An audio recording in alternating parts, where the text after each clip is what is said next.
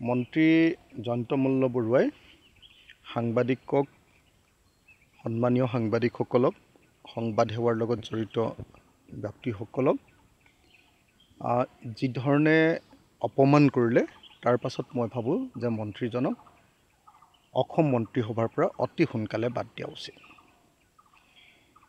সাংবাদিকজনে এজন সাংবাদিকক অপমান কৰা নাই বা সামগ্ৰিকভাৱে অকল সাংবাদিক সমাজখনক অপমান কৰা নাই। ভাৰতৰ সংবিধানৰ শপত লৈ তেখেতে কোনো মানুহক ডাঙৰ নেদেখিম আৰু কোনো মানুহক সৰু নেদেখিম, সকলোকে সমান দেখিম বুলি যি সংকল্প লৈছিলে, শপত খাইছিলে,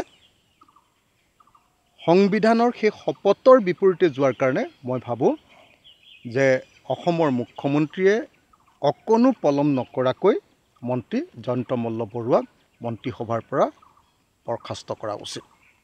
মন্ত্ৰী জয়ন্ত মল্ল বৰুৱাই সাংবাদিকক সন্মানীয় সাংবাদিকসকলক সংবাদ সেৱাৰ লগত জড়িত ব্যক্তিসকলক যি ধৰণে অপমান কৰিলে তাৰ পাছত মই ভাবোঁ যে মন্ত্ৰীজনক অসম মন্ত্ৰীসভাৰ পৰা অতি সোনকালে বাদ দিয়া উচিত। সাংবাদিকজনে এজন সাংবাদিকক অপমান কৰা নাই বা সামগ্ৰিকভাৱে অকল সাংবাদিক সমাজখনক অপমান কৰা নাই। ভাৰতৰ সংবিধানৰ শপত লৈ তেখেতে কোনো মানুহক ডাঙৰ নেদেখিম আৰু কোনো মানুহক সৰু নেদেখিম, সকলোকে সমান দেখিম বুলি যি সংকল্প লৈছিলে, শপত খাইছিলে,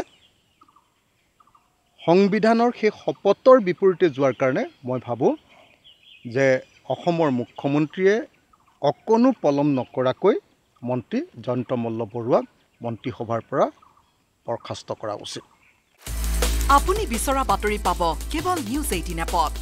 নিউজ 18 এপ ডাউনলোড কৰিবলৈ স্কেন কৰক এই QR কোড। গুগল প্লে ষ্টৰতো পাব এই নিউজ 18 এপ।